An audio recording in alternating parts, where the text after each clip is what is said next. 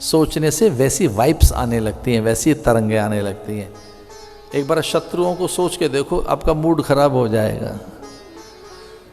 एक day spoil करना हो तो सवेरे उठकर उन्हें सोचो जिन्होंने आपका अहित किया है, और दिन अच्छा बनाना हो तो उन्हें सोचो जिन्होंने आपका हित किया है।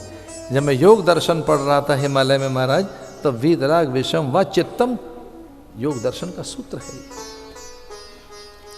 जब हम लोग योग दर्शन पढ़ रहे थे हिमालय में, उत्तरकाशी में, तो जो योग की फिलॉसफी हम पढ़ रहे थे, तब उसमें सूत्र आता है वीतराग विषम व चित्तम। अपने चित्त में वीतराग का ध्यान लाइए, महापुरुषों का ध्यान लाइए, आप एलिवेट हो जाएंगे। उसी समय आपकी चेतना का आरोहण होगा, और उच्चता और श्रेष्ठता भीतर पैदा करनी हो तो महापुरुषों का ध्यान करना, उसी समय आप एकदम एलिवेट हो जाएंगे। ओम पुनंतु देवजना माम पुनंतु मनसा ध्या पुनंतु विश्वभूतानि जात वेद पुनि हमाम। घर में पंडित जी आते हैं, पवित्र जल आप पर छिड़कते हैं, ये क्या करें, ओम अपवित्र पवित्रो वा सर्वावस्था गतो पिवा यही स्मरेद पुंडरीकाक्ष। जो बाह्यांतर पवित्रता, बाह्यांतर शुचिता है, पंडित जी छिड़कते हैं। फिर घर में पूजा के समय पंडित जी एक और काम करते हैं, वो कहते हैं यजमान जरा सुपारी लाना, सुपारी, थोड़ा सा कलावा रक्षा सूत्र लाना, लो रक्षा सूत्र है। और पंडित जी फिर कहते जा रहे हैं इहा गच्छ इहा तिष्ठ वरदो भव सुप्रसन्नो भव। यजमान कहता है ये क्या है, कि गणेश जी हैं, प्रणाम कर ले इनको। यजमान प्रणाम कर रहा है।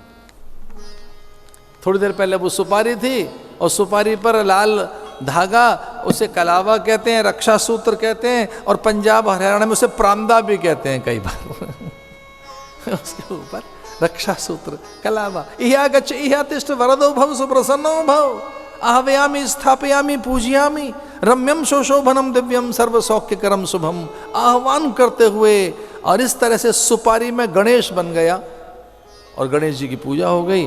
बाद में फिर वो कहते हैं गच्छ गच्छुर श्रेष्ठ पुनरागमनाय च, पूजा हो गई। और फिर वो कहता है यजमान कि अब क्या है, बोले अब इसमें गणेश तो नहीं रहे, पर गुड लक के लिए रख लेना अपने पास में ही। ये विसर्जन हो गया गणेश इसमें से। भावना, भावना से जानते हो क्या है। एक बार मैं यूरोप में था कहीं, और वो सच में वहां की मूर्तियां आकर्षित तो करती हैं, वो स्टैचू, उनकी कला। तो कोई मुझसे जिद करके कहने लगा ये देखो, जरूर देखो, बार बार देखो। तो मुझे कुछ ये दिखाने लगे पेरिस में वहाँ की कुछ चीज़ें, और उन्होंने कहा देखो ये कैसी है। मैंने कहा बहुत अच्छी है। बोले ऐसी मूर्तियाँ आपके भारत में नहीं बन सकती। मैंने कहा बिल्कुल नहीं, प्रतिमाएं बनाना इनको ही आता है, पर हमें प्रतिमाओं से परमात्मा पैदा करना आता है। हम तो प्रतिमाओं में परमात्मा पैदा करते हैं, और उसकी विसर्जन भी करना आता है हमको। गणपति बप्पा मौर्या पुरुषा वर्ची लौकरिया। अगले बरस फिर आ लीजिए, हमने प्रतिमाओं में परमात्मा पैदा कर दिया। भावना जाके रही, भावना जैसी। हम भावुक प्राणी हैं, संकल्प वाले प्राणी हैं। तो ये मनुष्य जानते हो कैसे बनाए, विचार से बनाए, संकल्प से बनाए।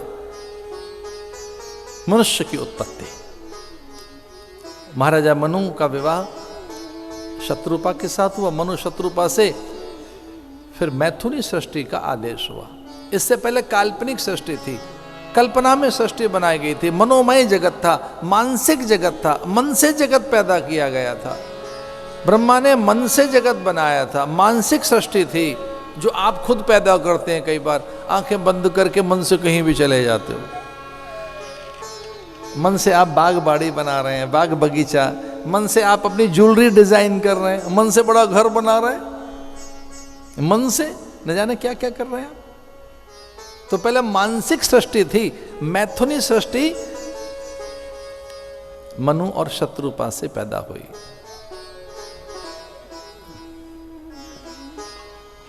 मनु शत्रुपा ने तय किया कि पहले क्या पैदा हो, पुत्र या पुत्री, क्रम क्या है।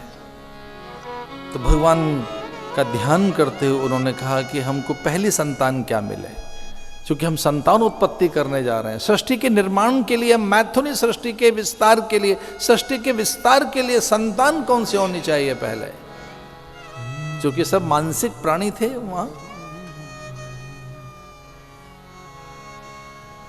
उन्होंने प्रार्थना की, हे परमेश्वर, सृष्टि के क्रम में हमसे भूल न हो जाए, हमको आदेश मिला है हम सृष्टि का निर्माण करें, तो हमसे कोई चूक ना हो, भूल ना हो, इसलिए हमारे द्वारा वही पैदा हो जो सृष्टि का क्रम है।